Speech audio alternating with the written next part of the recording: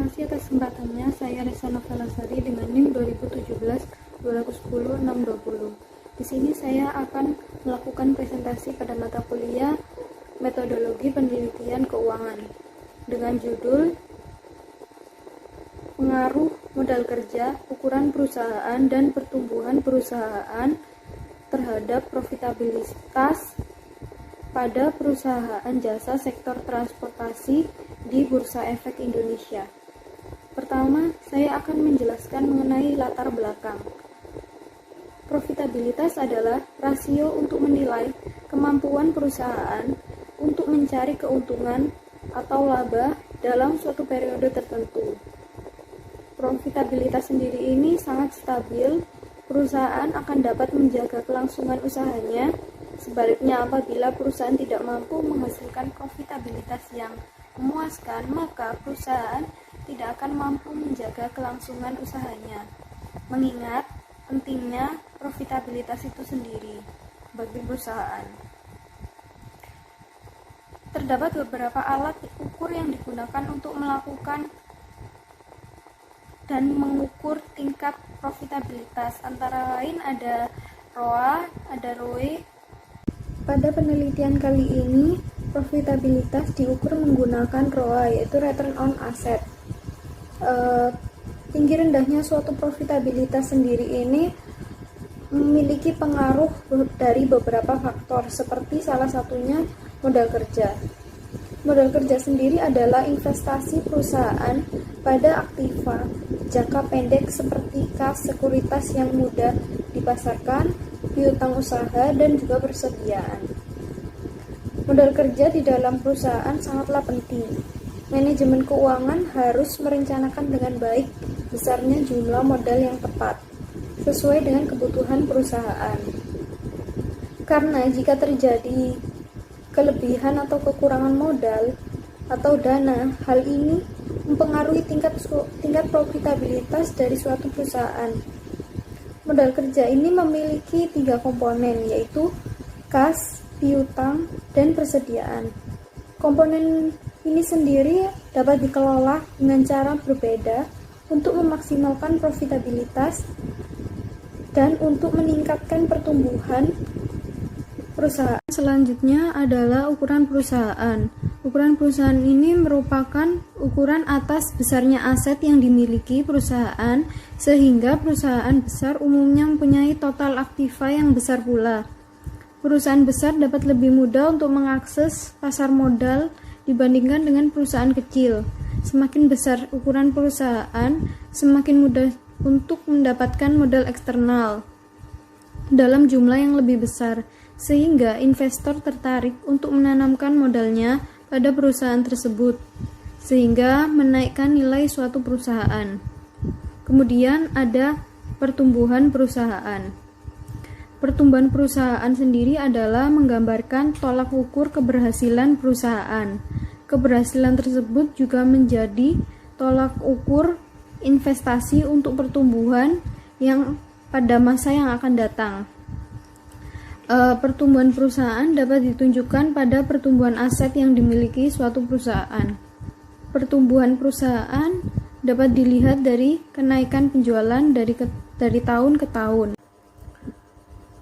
Lalu ada beberapa dari penelitian terdahulu yang telah dilakukan, akan dianalisis faktor-faktor yang dapat mempengaruhi profitabilitas hasil penelitiannya, menunjukkan bahwa sejalan dan ada yang bertentangan.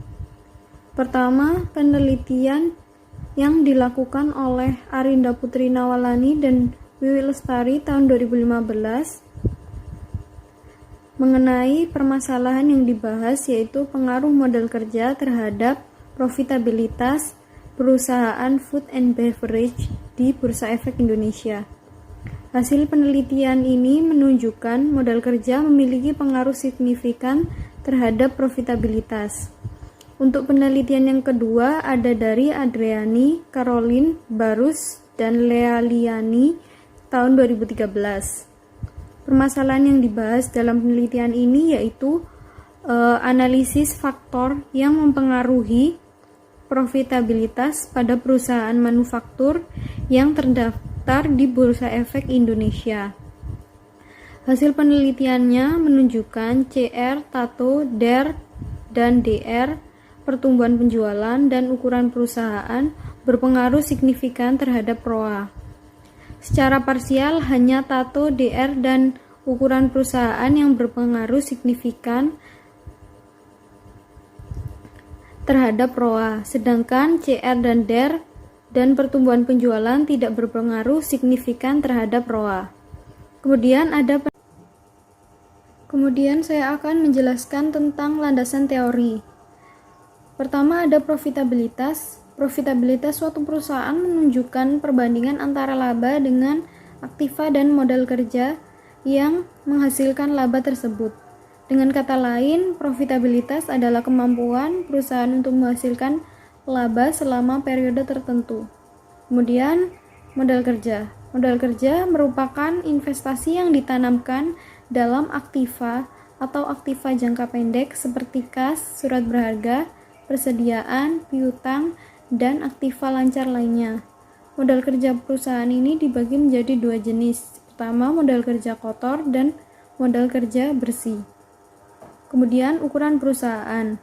Ukuran perusahaan merupakan ukuran atas besarnya aset yang dimiliki perusahaan, sehingga perusahaan besar umumnya mempunyai total aset atau total aktiva yang besar pula.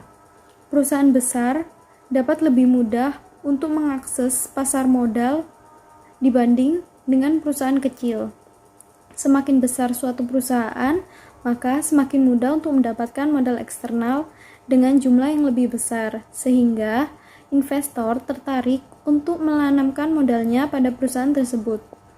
Dengan tersedianya dana yang besar, maka memberi kemudahan bagi perusahaan untuk melaksanakan peluang investasinya. Kemudian, pertumbuhan perusahaan.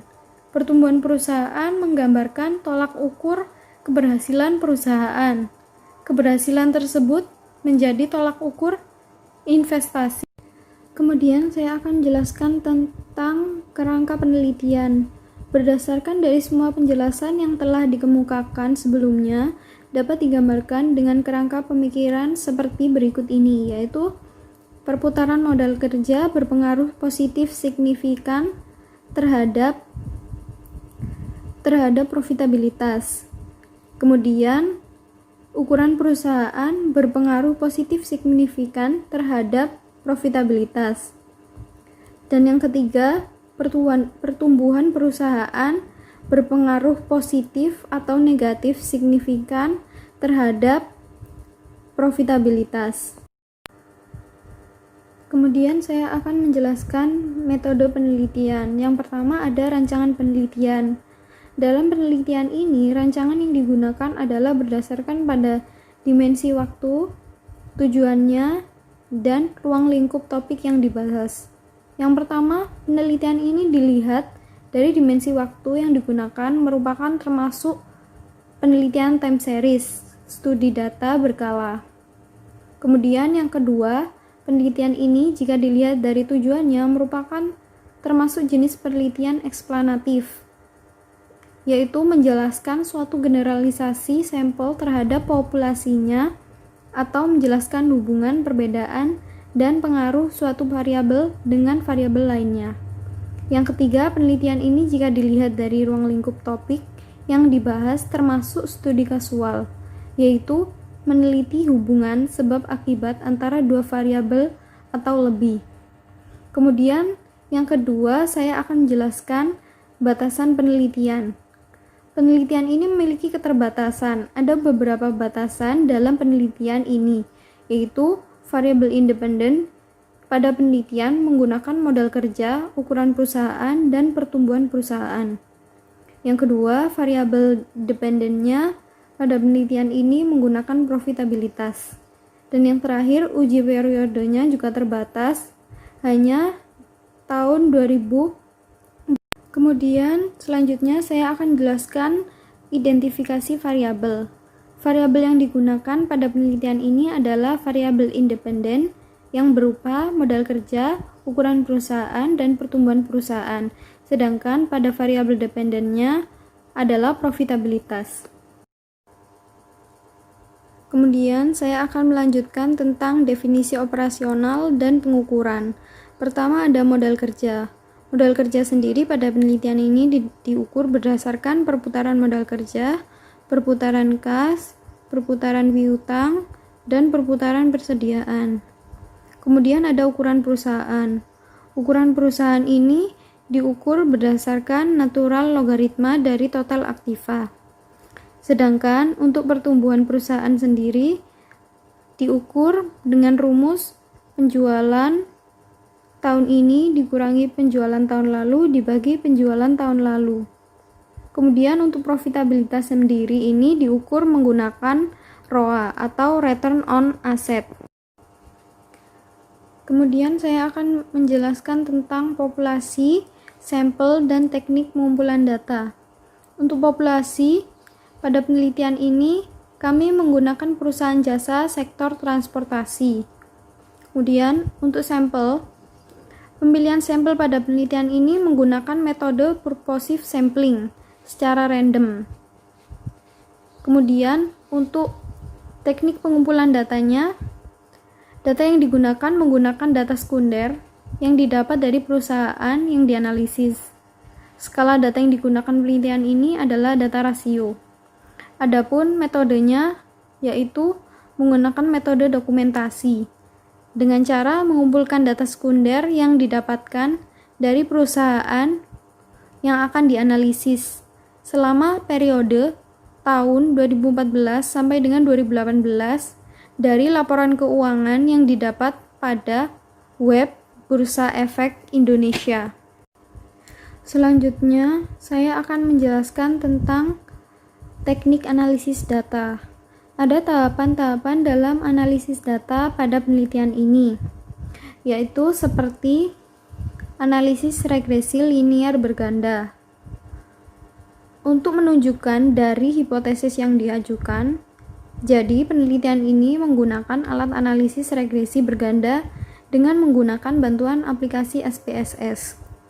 Analisis regresi linear berganda adalah teknik analisis regresi yang digunakan untuk menguji pengaruh beberapa variabel independen terhadap satu variabel dependen. Model MRA sendiri adalah persamaan yang menunjukkan arah pengaruh variabel independen terhadap variabel dependen. Kemudian pada model MRA ini dibagi menjadi dua, yaitu ada uji simultan atau uji F. Uji F ini digunakan untuk menguji apakah secara simultan variabel independen yang terdapat dalam model MRA secara signifikan mempengaruhi variabel dependen.